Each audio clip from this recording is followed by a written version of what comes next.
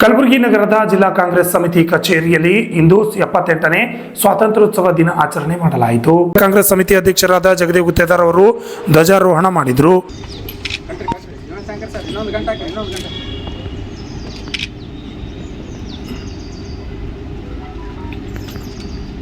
जैसे थे ध्वज गीत शुरू करेंगे.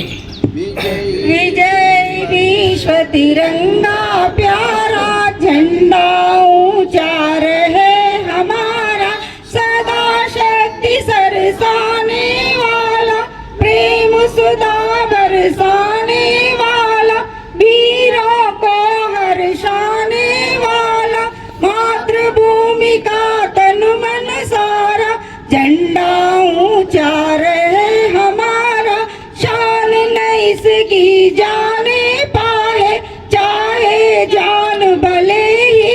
मातरम वंदे मातरम, सुजलां सुफलां मलयज शीतलां सस्य श्यामलां, मातरं वंदे मातरं. शुभ्रजोत्स्ना पुलकितयामिनी मदलशोभिनीं, सुहासिनीं सुमधुरभाषिणीं,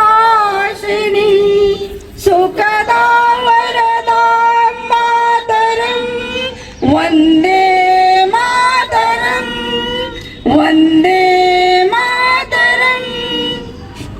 नायक जय है भारत भाग्य विधाता, पंजाब सिंध गुजरात मराठा द्राविड़ उत्कल वंगा, विंध्य हिमाचल यमुना गंगा, उत्कल जल से तरंगा, तब शुभ नामे जागे, तब शुभ आशीष मांगे, गाए तब जय गाता, जन गण मंगलदायक जय है भारत भाग्य विधाता.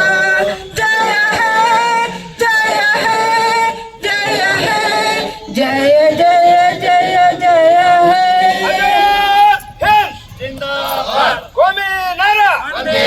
ಈ ಸಂದರ್ಭದಲ್ಲಿ ಕಾರ್ಯಕ್ರಮ ಉದ್ದೇಶಿಸಿ ಅವರು ಮಾತನಾಡಿದರು. ಸ್ವಾತಂತ್ರ್ಯ ಪಡೆ 15ನೇ ಆಗಸ್ಟ್ 1947 ಅಂದು ನಾವು ಭಾರತ ದೇಶದ ಸ್ವಾತಂತ್ರ್ಯ ಪಡೆಯಲಾಯಿತು.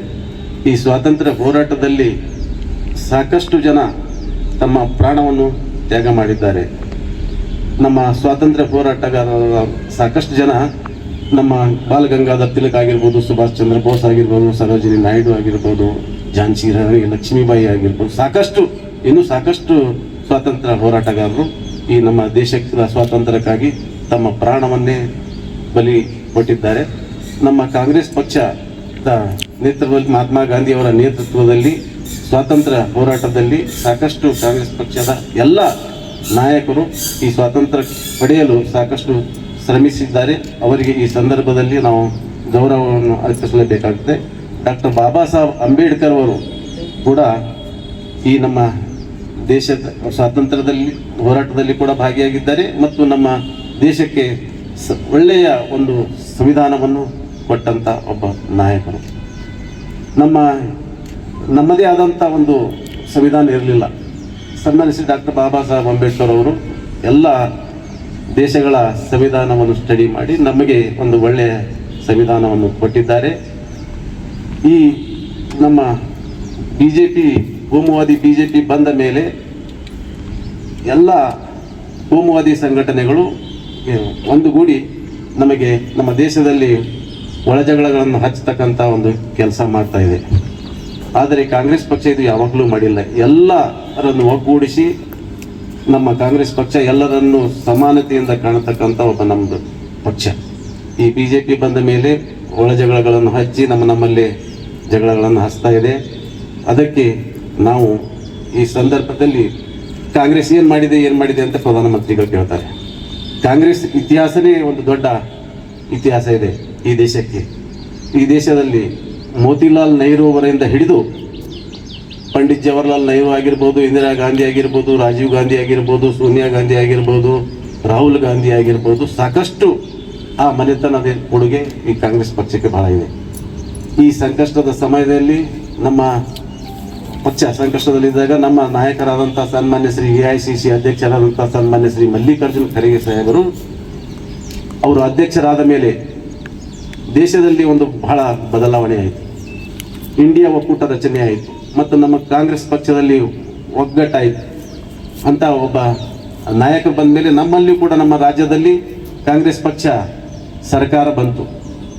ಈಗ ಪಾರ್ಲಿಮೆಂಟ್ 136 ಸೀಟ್ ನಾವು ಗೆದ್ದಿದ್ದೆವು ಸನ್ಮಾನ್ಯ ಶ್ರೀ ಮಲ್ಲಿಕಾರ್ಜುನ ಖರ್ಗೆ ಸಾಹೇಬರ ಅಧ್ಯಕ್ಷರಾದ ಮೇಲೆ, AICC ಅಧ್ಯಕ್ಷರಾದ ಮೇಲೆ.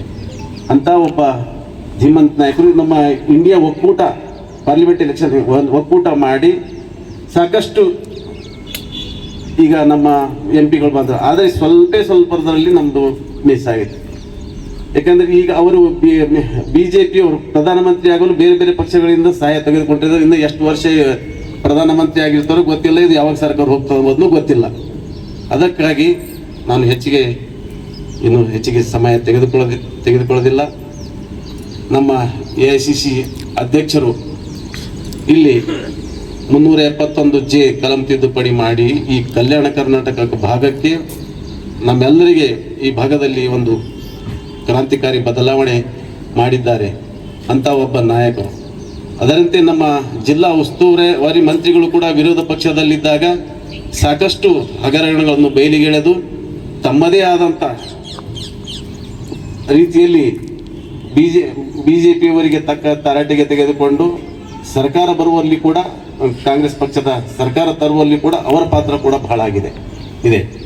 ಅದರಂತೆ ನಮ್ಮ ಡಾಕ್ಟರ್ ಅಜಯ್ ಸಿಂಗ್ ಆಗಿರ್ಬೋದು, ಎಲ್ಲ ನಮ್ಮ ನಾಯಕರು ಒಗ್ಗೂಡಿ ಈ ನಮ್ಮ ಜಿಲ್ಲೆಯಲ್ಲಿ ಸಾಕಷ್ಟು ಸೀಟ್ಗಳು ಕೂಡ ಬಂದಿದ್ದಾವೆ. ಕಾರ್ಯಕ್ರಮದಲ್ಲಿ ಸಚಿವ ಪ್ರಿಯಾಂಕ್ ಖರ್ಗೆ, ಡಾಕ್ಟರ್ ಅಜಯ್ ಸಿಂಗ್, ಖನೀಜ್ ಫಾತಿಮಾ, ಶಾಸಕ ಅಲ್ಲಮ ಪ್ರಭು ಪಾಟೀಲ್ ಸೇರಿದಂತೆ ಅನೇಕರು ಹಾಜರಿದ್ದರು. Bureau report RJ32 Kannada news, Kalaburagi.